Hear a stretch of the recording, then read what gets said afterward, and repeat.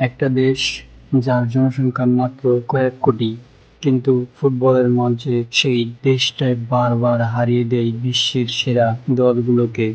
সম্প্রতি আবারও ইউরোপের শিরোপা জিতে স্পেন প্রমাণ করেছে তাদের যুগ এখনো শেষ হয়নি। কিন্তু প্রশ্ন হলো, কি এমন রহস্য লুকিয়ে আছে স্পেনের ফুটবলে? কেন 16-17 বছরের তরুণ খেলোয়াড়রা বিশ্বের সেরা ডিফেন্ডারদের চাপে ফেলে দেয়? এটা কি শুধু প্রতিভা, নাকি এর পেছনে রয়েছে কয়েক দশকের পরিকল্পনা, আধুনিক প্রশিক্ষণ এবং এমন একটি ফুটবল দর্শন যা পুরো পৃথিবীকে বদলে দিয়েছে? আজ আমরা জানবো স্পেনের ফুটবলের সেই অজানা গল্প, সেই গল্পের শুরু বহু বছর আগে, কিন্তু যার প্রভাব এখনো বিশ্ব ফুটবলে স্পষ্ট। শেষ পর্যন্ত থাকুন, কারণ শেষের তথ্যটি হয়তো আপনাকে অবাক করে দেবে। স্পেনের অন্ধকার সময় 2008 সালের আগে স্পেনকে সুকার বলা হতো। প্রতিভাবান খেলোয়াড় থাকলে বড় টুর্নামেন্ট সফল হতে পারত না। কেন এমন হতো? মানসিক চাপ, দলগত সমন্বয়ের সমস্যা, বড় ম্যাচে ব্যর্থতা। এরপর শুরু হয় এক বড় পরিবর্তন, টিকি-টাকার জন্ম।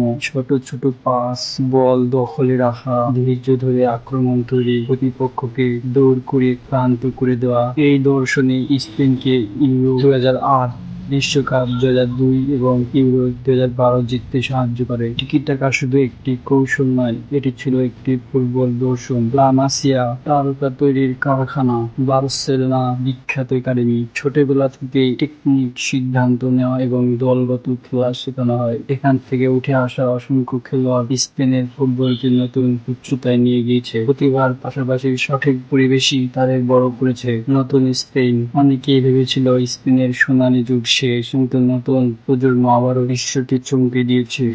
তরুণদের গতি, আত্মবিশ্বাস ও আধুনিক ফুটবল চিন্তা স্পেনকে আবার শীর্ষে তুলছে। অভিজ্ঞতা ও তরুণ শক্তির মিশ্রণে তাদের বড় শক্তি। আসল রহস্য, স্পেনের সাফল্যের পেছনে রয়েছে শক্তিশালী যুব একাডেমি, দীর্ঘমেয়াদী পরিকল্পনা, টেকনিক্যাল ফুটবল, দলগত সমন্বয়, আধুনিক কোচিং, মানসিক প্রস্তুতি। এই কারণে এই প্রজন্ম বিদায় নিলেও আরেক প্রজন্ম প্রস্তুত থাকে। স্পেনের গল্প শুধু ট্রফি জয়ের গল্প নয়, এটি পরিকল্পনা, ধৈর্য, শিক্ষা এবং একটি দর্শনের গল্প। আজকের সাফল্য একদিনে আসেনি, এর পিছনে রয়েছে বহু বছরের পরিশ্রম এবং সঠিক দিক নির্দেশনা। এখন প্রশ্ন আপনার কাছে, আপনার মতে আগামী বিশ্বকাপেও কি স্পেন এইভাবে আধিপত্য দেখাতে পারবে, নাকি অন্য কোনো দল তাদের থামিয়ে দিবে? আপনার মতামত কমেন্টে লিখে যান। আপনি যদি এমন অজানা ইতিহাস, রহস্য, বিজ্ঞান, ফুটবল এবং বিশ্বের অবাক করা সত্য জানতে ভালোবাসেন, তাহলে এখনই রহস্য চ্যানেলটি সাবস্ক্রাইব করুন। ভিডিওটি ভালো লাগলে একটি লাইক দিয়ে আপনার বন্ধুদের সঙ্গে শেয়ার করুন, কারণ আপনার একটি শেয়ার হয়তো এই তথ্য আরো অনেকের কাছে পৌঁছে দিতে পারে। আমি আবার ফিরবো